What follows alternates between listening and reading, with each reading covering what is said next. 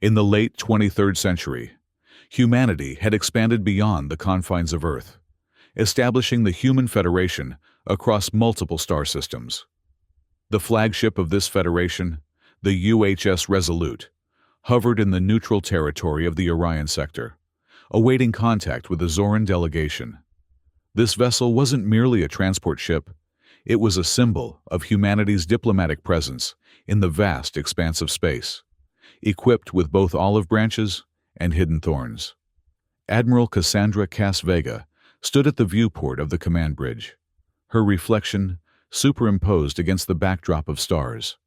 Her eyes, sharp and calculating, scanned the void before her. As the leader of this diplomatic mission, she carried the weight of billions of lives on her shoulders.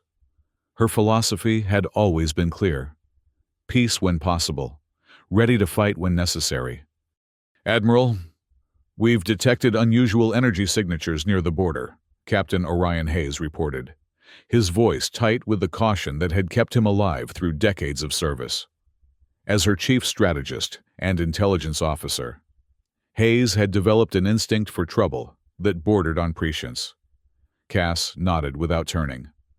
"Summon the command staff to the war room. Now." Within minutes, she stood before her senior officers.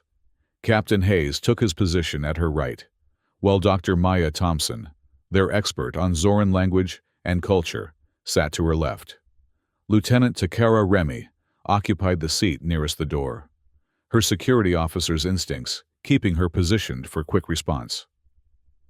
"Our intelligence suggests the Zoran have been watching us push the boundaries of what they consider their territory," Cass began. "Until now, they've allowed humans to operate in this gray area between our claimed zones and their sphere of influence." Dr. Thompson leaned forward, her academic demeanor belied by the tension in her voice. "Admiral, I must emphasize the fundamental difference in philosophies here. The Zoran Empire operates on a strict code of war honor. Our approach, what they would consider dishonorable fighting, is deeply incompatible with their worldview. And their worldview includes conquering and assimilating at least 30 other civilizations," Hayes countered. "Honor didn't stop them there." Remy tapped her datapad. "Latest intelligence shows their fleet is approaching rapidly. Over 200 warships against our 40 combat vessels and 60 support craft." The room fell silent as the numbers sank in. The imbalance was stark. "Let's not forget what we're defending," Cass said quietly. "Billions of lives across our colonies, people who are counting on us to protect them." She straightened her uniform. "We continue diplomatic efforts, but prepare for the worst-case scenario." As they dispersed, Cass couldn't shake the feeling that diplomacy might already be a lost cause. The Human Federation had stretched far into space, establishing colonies and systems that the Zoran now claimed were part of their sacred territory. Would they really be willing to negotiate? Or was this merely a formality before war? The answer came sooner than expected. The next day, the Zoran fleet arrived at the edge of the Orion Delta space station's sensor range. 5 Dreadnought-class vessels led the formation, escorted by over 195 warships. The mere sight of such firepower made the human defense fleet look like children's toys in comparison. Before crossing the border, the Zoran transmitted a message to all human channels. "Humans, you have encroached too close to the sacred territories of the Zoran Empire. You have 48 hours to withdraw from all settlements outside the solar system. After this deadline, the Zoran will act to restore order." Cass immediately convened another emergency meeting aboard the UHS Resolute. The intelligence was clear. The Zoran had no intention of negotiating. They were preparing for immediate military action if humans didn't withdraw. "They're ready to slaughter civilians at a moment's notice," Hayes said grimly. "We need to negotiate, but prepare for the worst." Dr. Thompson shook her head. "The Zoran won't accept compromise or shared territory. In their mindset, borders are absolute." Cass paced the room, the weight of her decision growing heavier with each step. We have 48 hours, she finally said. If we abandon all our colony systems, billions of lives will be uprooted. But if we challenge them, we'll be at war immediately. The choice before her was agonizing. Submit to an ultimatum that would displace billions, or prepare for a war against overwhelming odds. As the meeting adjourned, Cass knew that the next 2 days would determine the fate of humanity in space. With the clock ticking, Project Prometheus II was activated.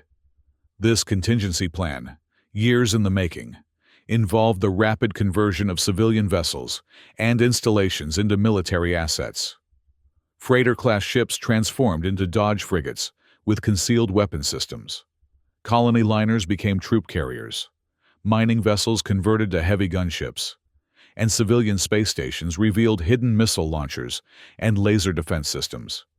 Simultaneously, sleeper agents who had infiltrated Zoran territory over the past decade were activated. Captain Maya Sloan led the Ghostwire team in planting logic bombs in Zoran radar coordination systems. Lieutenant Siren Kovac infiltrated the Zoran moonbase on Iago Polaris Uranus, installing signal jammers that would activate on command.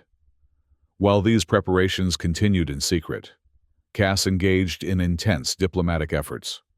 She exchanged encrypted communications with Grand Marshal Sarovesh, the supreme commander of the Zoran forces. If we cede some of the border systems, they might reduce the pressure, Dr. Thompson suggested. But that means abandoning billions of lives. Tensions escalated when Sarovesh sent a final message. We are not discussing neutral zones. You have violated the sacred principles of the Empire. You have 24 hours remaining. If humanity does not withdraw, Zoran will deploy Operation Crimson Sunrise. Cass convened the Strategic Council, including General Elias Rodriguez, who coordinated the colonial armies, Director Sylvie Nash, who oversaw civilian logistics, and Dr. Thomas Vanier, who commanded psychological and information warfare operations. As preparations accelerated, internal conflicts surfaced. Cassandra Vega struggled with balancing diplomatic ethics against the determination to use force to protect humanity. In her heart, her promise to maintain peace clashed with survival instincts. She wondered, will war cost us the humanity we're trying to protect? General Rodriguez, with his extensive combat experience, supported military action. He frequently argued with Cass that it's not yet time to die for peace ideals. Captain Hayes remained extremely vigilant, nearly losing his composure upon hearing that Zoran has deployed 50 dreadnoughts near Titan. He had to remind himself, if I lose my calm, the whole team will fall apart. With 24 hours remaining, tensions reached new heights when a Zoran reconnaissance squad attacked. 5 Zoran escort ships slipped through the Kismet zone to test human defense perimeters. Human recon drones detected them and activated mini-traps. Laser fire killed 2 escort ships. The Zoran realized that all civilian vessels could transform into warships. On Zoran territory, the Ghostwire team sabotaged radar systems at the Canary Station on Zoran Titan. The Alpha team, led by Special Operative Kiran Kovac, covertly attacked 5 Zoran supply ships with pre-installed devices. Grand Marshal Sarovesh declared, "This is a hostile act. We will launch Operation Crimson Sunrise immediately." All 200 Zoran warships prepared to leave Titan's orbit, heading toward the Orion sector. In the final hours before conflict, human colonies prepared for the worst. Civilian ships disguised as combat vessels, hidden weapons caches were readied, and colonies like New Avalon, Alpha Centauri Base, and Elysium Prime sealed flight paths and coordinated civilian evacuations. Dr. Vanier broadcast a message across the galaxy. The Human Federation will fight to its last breath. Freedom cannot be bargained away. Cass spoke with her parents via livestream. Her father, a former colonel. Her mother, a political physician. Tears fell as she said, "If I don't return, you must continue protecting what future remains."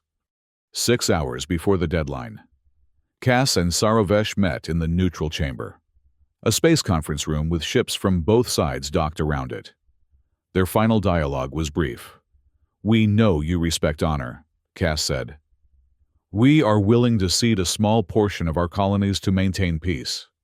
Sarovesh smiled condescendingly. "My honor demands I secure our sacred borders. If you had yielded, I might have shown mercy. But Zoran honor doesn't permit that. You have 4 hours left. Withdraw, or your grave will be all that remains." Cass bowed slightly, turning away calmly. Her final words drifted across the microphone. "If you want peace, you would have sought it years ago. But if you want war, you've chosen death." Her declaration echoed throughout the Orion sector, resonating as an unavoidable challenge. When the deadline expired, Operation Crimson Sunrise began. The formation of 200 Zoran warships surged into the Orion sector. Humanity revealed its hidden weapons. All 40 UHS warships, frigates and cruisers, and 60 civilian support vessels transformed instantly. The UHS Resolute deployed its large railgun system and attack drones. The civilian ship Libera II activated hidden armor and launched Stingray missiles into the Zoran fleet. The Dignity-class hospital ship revealed EMP weapons that disabled the primary systems of 5 Zoran dreadnoughts. Instead of forming traditional battle lines like the Zoran, humans dispersed into groups of 5 ships, attacking in rotating patterns, luring enemies into zones where hunter drones awaited. Mining drones, repurposed from extraction vessels, fired armor-piercing lasers to create openings for motherships to target propulsion systems. Grand Marshal Sarovesh was astonished. "How dare humans use such revolting tactics? We fight based on honor." Cass responded through the battlefield communication system. "Honor cannot protect human lives. If we don't fight with everything we have, survival becomes meaningless." After 4 hours, humans had destroyed 28 of the 200 Zoran warships and wounded over 5,000 crew members. Humanity lost 15 warships, but these were mostly civilian vessels that could be quickly repaired. As the battle continued, civilian ships jumped into the Orion Delta orbit, transforming into support vessels and ammunition suppliers. General Rodriguez led Space Marines, 5,000 elite soldiers, to land on Pegasus Station, the Federation's technology center, to protect the weapons conversion system. The Ghostwire team completed their infiltration of Zoran's main radar system, disrupting the enemy's command information flow for 2 hours. With resource systems strained and morale damaged, the Zoran were forced to retreat from the Orion sector to recover. The psychological impact on the Zoran was profound. For the first time, they experienced unprecedented defeat. Grand Marshal Sarovesh nearly had to answer to the royal court. Throughout the Zoran network, word spread: humans are no longer weak. The Human Federation declared a semi-intermediate victory. Cass held a virtual press conference across the Federation. "The Orion sector has been protected, but we haven't finished. The Zoran Empire won't surrender easily. They still have their main fleet stationed around Denebek's orbit." The memory of 15 lost ships and 18,000 sacrificed soldiers and civilians weighed heavily. Communities mourned, tensions increased. Cass faced insomnia, carrying the responsibility of leading all humanity. In the aftermath, the Federation restored 15 damaged ships and transferred 47 new galactic vessels, increasing their fleet to 72 main warships and 120 support vessels. Colonies sent additional ammunition, materials, and medical supplies. Cass sent a counter-ultimatum. If Zoran continues its invasion, the Federation will advance directly to the Zoran Royal Palace on Denebek to liberate oppressed worlds. She simultaneously opened conditional diplomatic channels. "Withdraw your fleet from Denebek's region, free the planets previously subjugated by Zoran, and commit to not encroaching on human territory." 14 civilizations formerly enslaved by Zoran began rebelling, forming the Galactic Equilibrium Alliance, led by the Federation. Their mission: Rebuilding Denebeks after the Zoran Empire's collapse. Internal information revealed that Emperor Iskaval, the young king of Zoran, had declared, "We have been betrayed. The alliance must gather its forces for revenge." Zoran still maintained 500 submarine spacecraft under Sobek Moon, ready to turn Peace Day into ashes. The decisive dialogue between Cass and Sarovesh took place in a conference room on Orion Delta Station. "We can rebuild together, or destroy each other. You have 24 hours, Cass stated. Sarovesh replied wearily, "Our empire cannot accept surrender, but we also cannot attack unilaterally, as all allied forces will stand behind you." Tension mounted at the point of honor versus collective survival, but his pride prevented complete concession. Eventually, Emperor Iskaval was forced to accept. Withdraw the entire Denebeks fleet to the far side of the original galaxy. Release previously dominated worlds. 14 civilizations would be restored. Maintain hostile relations, détente with the Federation, joining the Galactic Peace Council, led by Cass Vega. The Federation sent 10,000 engineers, doctors, and experts to Denebeks to re-establish economy, healthcare, and education. Zoran was forced to abandon their prisoner execution customs, transitioning to peaceful thought development under Federation guidance. Cassandra Vega transformed from a diplomatic mission leader to the peacebringer for the entire galaxy, responsible for establishing the code of equilibrium to prevent any empire from blatantly invading others. She realized, peace isn't merely weapons, but also knowledge-building efforts. So winners understand that victory only comes when the defeated find their path to recovery. Grand Marshal Sarovesh, entangled in Zoran's reshaping process, faced the depths of failure, losing traditional honor. During recovery, he learned that strength lies in flexibility, not arrogance. General Elias Rodriguez, initially promoting war, now had to coordinate reconstruction forces and heal soldiers' emotions. He learned, sometimes, the greatest victory comes when we know to stop fighting. The common message became clear. When humans said, "You want war? Then you've chosen death." It wasn't from bloodlust, but because we understand survival's value, and that whoever challenges that right will face consequences. The Human Federation became a balancing power in the galaxy, encouraging other civilizations to establish the Equilibrium Pact, committing to mutual respect, implementing the peace education program across the galaxy, initiated by Dr. Maya Thompson and Dr. Thomas Vanier. In the final scene, Cass stood on the bridge of UHS Resolute, gazing at the vast universe. Her voice calm. "I said, if you want war, you've chosen death. Now, every living being knows, these weren't blind threats, but declarations about the fate of those who dare trample on others' freedom." The UHS Resolute departed from Orion Delta orbit, heading toward Denebeks to continue its peace-building mission. The clash between the Human Federation and the Zoran Empire had fundamentally altered the power dynamics of the galaxy. What had begun as a territorial dispute had evolved into a philosophical reckoning about the nature of strength, honor, and survival. For Admiral Cassandra Vega, the transformation was personal as well as political. She had entered this conflict as a diplomat, hoping to avoid bloodshed, and emerged as the architect of a new galactic order. The sleepless nights hadn't ended. Now, they were filled not with pre-battle anxiety, but with plans for reconstruction and integration. "The greatest challenge isn't winning the war," she confided to Captain Hayes during a quiet moment on the bridge. "It's winning the peace that follows." Hayes nodded, his expression softened from the battle-hardened vigilance that had become his default. "I never thought I'd see Zoran ships escorting humanitarian vessels instead of dreadnoughts." The transformation of the Zoran was perhaps the most remarkable outcome.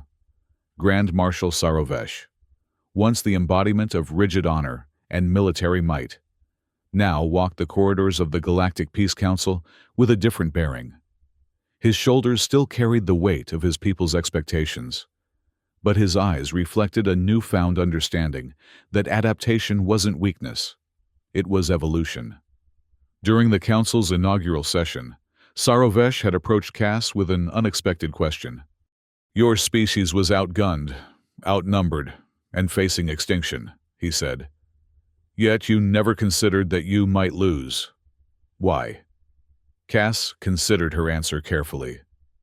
"Because humans have always understood something that the Zoran are only beginning to learn. The strongest walls aren't built of stone or steel, or even planetary shields. They're built of people willing to adapt, innovate, and stand together." "A peculiar strength," Sarovesh had replied, "but effective nonetheless." The liberation of the 14 subjugated civilizations created both challenges and opportunities. Some, like the crystalline Etherians, seamlessly integrated into the Galactic Equilibrium Alliance. Others, such as the Morrigan collectives, maintained cautious distance, their millennia under Zoran rule having taught them wariness of any dominant power. Dr. Thompson spent much of her time bridging these cultural divides, applying her understanding of Zoran culture to help the liberated worlds transition to independence without falling into chaos or revenge-seeking. "The Zoran ruled through rigid honor codes and fear," she explained during a Federation briefing. "We must help these worlds build self-governance based on cooperation without creating power vacuums that invite new tyrants."